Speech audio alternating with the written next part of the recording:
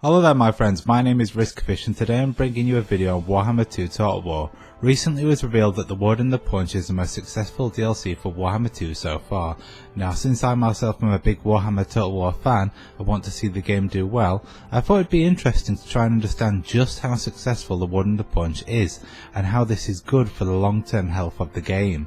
For your viewing pleasure I have also decided to share my findings, so sit back, grab your drinks and snacks as I explain the rise of Grom Total War. So to understand how impressive the Word and the Punch is, first you have to go right back to the start of Warhammer 2 Total War, which launched on September the 28th, 2017.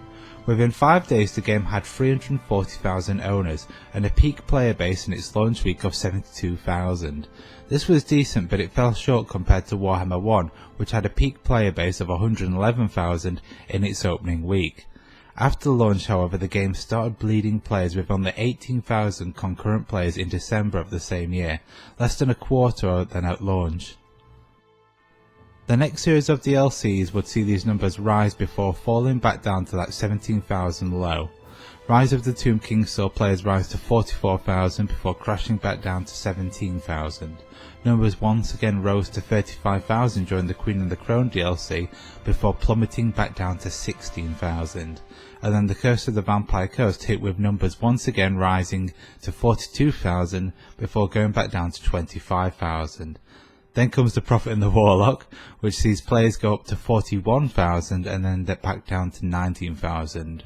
While all these DLCs are definitely of good quality and saw an increase in players, what these DLCs consistently fail to do is retain those same players. What happens next though is where things really start to get interesting. CA decided to launch new cross-game load packs which bring the Warhammer 1 races to the Vortex. This news arrived to much excitement from the fans, as there were many fans of Warhammer 1 races such as the Empire and the Greenskins who had not received any significant content for over 2 years by this point. The Empire in particular, while being a fan favourite both in tabletop and in game, was in dire need of new content, and the Hunter and the Beast DLC delivered, bringing Marcus Wolfhart to the Vortex, a new lord in a new land, a dynamic campaign, new units alongside a huge Empire Undivided rework with new mechanics, new units, new dilemmas, representation of the elect counts and much more. The DLC also has a hint of nostalgia about it, and I certainly remember myself reminiscing back to the Spanish vs Aztec campaign of the Americas in Medieval 2. The interesting thing is that while this DLC only brought players up to 39,000, what this DLC succeeded in is where all other DLCs before had failed, and that is retaining the player base after the DLC's launch, with the numbers now dropping down to 28,000 rather than near that all-time low of 16,000, which was a consistent problem before. From here on, rather than consistently lose the players after the release of each DLC, the player base continues to grow, with the Shadow and the Blade bringing the player base up to 44,000, but this time it only lowers down to 33,000, which isn't that much below the numbers at the start of the Hunter and the Beast DLC's release. Now we all know what is coming next. Even in April, a month before its release, the Word and the Punch causes the player base to increase to 48,000 in anticipation of what is to come. Then boom, with the release of Grom and Elfarion, the player base explodes to 84,000 concurrent players. Now let's let that sink in for a moment. 84,000.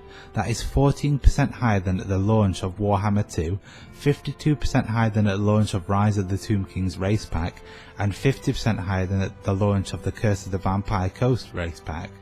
Practically doubling the player base compared to the launch of race packs. That is insane. What makes this even more incredible is normally a game's participation will spike at launch but degrade over time, but what is happening with Warhammer 2 is the participation is actually forming a V-shape now, as the game has shifted from decline to growth, which is great news for us fans and the longevity of the Warhammer Total War trilogy. Just look at Three Kingdoms in comparison. This game had 191,000 concurrent players at launch, almost 3 times the player base of Warhammer 2's launch base. However, now the tables have turned, with Three Kingdoms only having around 13,000 concurrent players. That's right, despite the difference in launch sales, Warhammer 2 now has over 5 times the player base of Three Kingdoms. This sadly brings us to the end of the video. All the statistics in this video have been taken from Steam charts. I do find this quite an incredible story, as most games spike at launch before declining into obscurity, but thanks to CA showing continued love for the game through consistent good quality DLCs and free DLCs, the game has not only reclaimed a solid player base, but 2 years after launch has exceeded its launch player base, which is quite an incredible feat. While the global situation definitely is a factor with this, with game companies being one of the few areas actually doing well, this is still good news for the Warhammer Total War trilogy. If you enjoyed this video, fantastic, and I hope to see you next time.